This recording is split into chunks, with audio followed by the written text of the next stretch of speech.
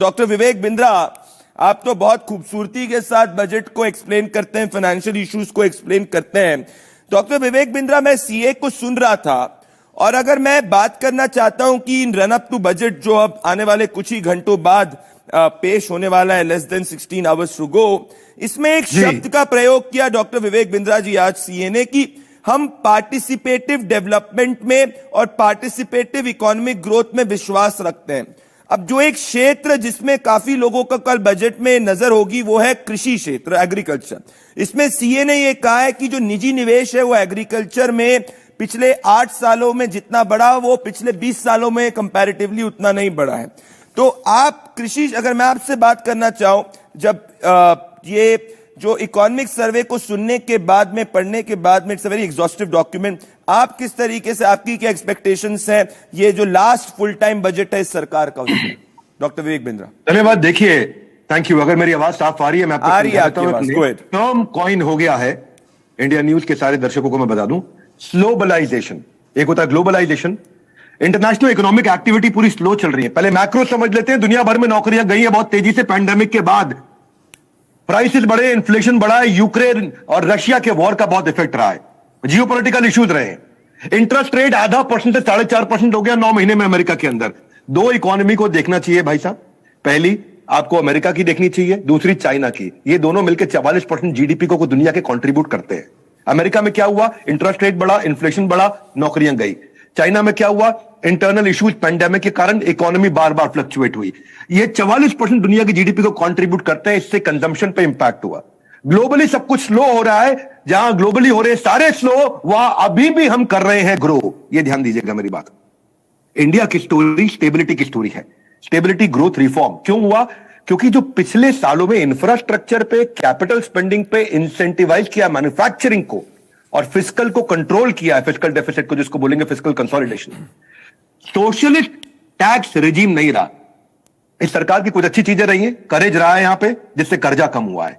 हाँ, आप ये समझ लें कि 2021 में अमेरिका 5.5% ग्रो कर रहा था, चाइना 8%, जर्मनी 2%, जापान 1%, यूके 7%। हम उस समय भी 8.9% ग्रो कर रहे थे। हमारी ग्रोथ तेज रही है। 2022 में भी हम इन सबके मुकाबले हाईएस्ट ग्रोथ पर रहे हैं। 2023 में सबका हाल बुरा है। यूएस 1%, चाइना 4%, जर्मनी माइनस में चला गया, जापान 1%, यूके 0.5%। हम अभी भी 6.25% ग्रो कर रहे हैं। तो जिसने आपको कहा वो ठीक कहा, आसपास का हाल बेहाल है, लेकिन अपनी चाल अभी भी बेमिसाल है, क्योंकि यहां इंफ्रास्ट्रक्चर पर काफी अच्छा पैसा लगा है, जिसका मल्टीप्लायर इफेक्ट होता है।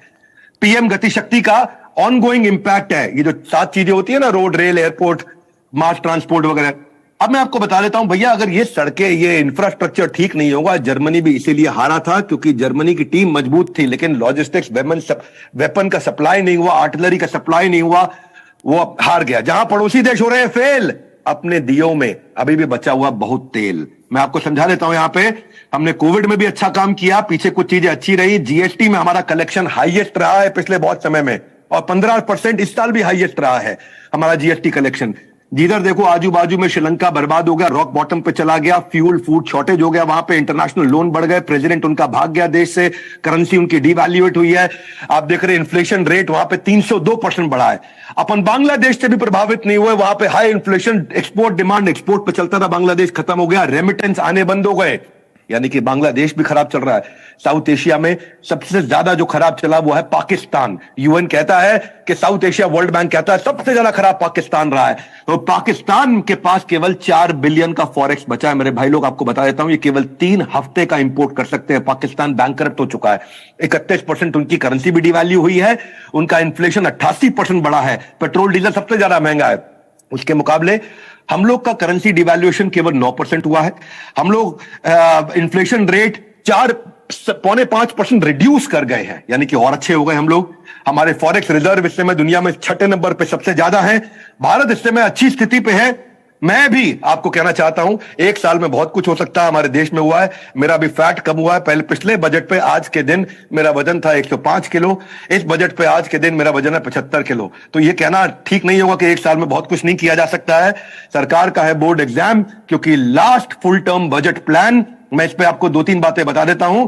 9 राज्यों में इलेक्शन आ रहे हैं, नागालैंड, मेघालय, मिजोरम वगैरह नॉर्थ ईस्ट में, इधर राजस्थान, मध्य प्रदेश, छत्तीसगढ़, तेलंगाना, कर्नाटका। बावजूद उसके हम देखना चाहेंगे कि क्या ग्रोथ एजेंडा पे काम हो रहा है। ये अमृतकाल का पहला बजट होने वाला है, इसलिए मैं, जैसे पिता जो होता है ना, वो घर में सैलरी लाता है, कुछ पैसों से बिजली पानी का बिल भरता है, कुछ खर्चे करता है, कुछ बचाता है, बड़ी प्लानिंग से घर चलाता है, ठीक उसी प्रकार हमारा बजट बनाया जाता है। ये आने वाला कल हमको दिखाता है। तो मैं ये कहूंगा कि आने वाले कल को हमें देखना चाहिए।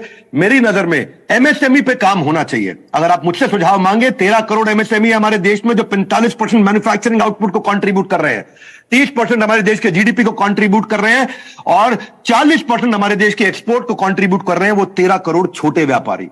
वो 95% इंडस्ट्रियल यूनिट का आउटपुट है। आज देश के 40% लोगों को नौकरी भी ये 13 करोड़ छोटे व्यापारी देते हैं। अगर इसमें कुछ काम करना चाहिए, इनकी डिलेड पेमेंट पे करना चाहिए। छोटे व्यापारी को पेमेंट टाइम से नहीं मिलती है, उसके पास वर्किंग कैपिटल नहीं है, मार्केट में जो पैसा लगा है रोटेशन साइकिल पर लग जाता है जंग, हाथ उस बेचारे का हो जाता है तंग। उसके चक्कर में समस्या रहती है। मैं आपको बता देता हूं, एमएसएमई समाधान योजना उतनी नहीं चल पाई। 31,000 कंप्लेंट आई, केवल 1,000 रिजॉल्व हुई। 7,000 करोड़ रजिस्टर हुई 2022 में, केवल 71 करोड़ रुपया रिसीव हुआ, यानी कि 1% रिजॉल्व हो पाया। पिछले साल कमजोर रहा बहुत। तो जो माइक्रो स्मॉल मीडियम एंटरप्राइज है, इस बेचारे को जब पैसा फंस जाता है ना बाजार में, लोग उसका पैसा रोक लेते हैं, इसको वापस नहीं करते, और उसके बाद ये जाता है बेचारा 3 महीना उनका वेट करता है, फिर 3 महीना बहस लड़ाई करता है, फिर उसके बाद में एमएसएमई समाधान योजना में जाता है। इतने में बैंक का ईएमआई और इंटरेस्ट ये बुरी तरह फंस जाता है। ये बेचारा किसके पास जाता है? और जब बिजनेस इंटरेस्ट इतना बढ़ जाता है तो काम करने में मैजिकल घट जाता है। Doctor Vivek Bindra, this is magical. मैं कहना चाहता हूं कि जितना आपके बारे में मैंने सुना था, आप उससे ज्यादा सिक्सर और 4 हिट कर रहे हैं। मेरे को इतने सारे मैसेजेस आ रहे हैं, कितनी सरल भाषा के अंदर आपने इसको रखा है। This is magical doctor Vivek Bindra.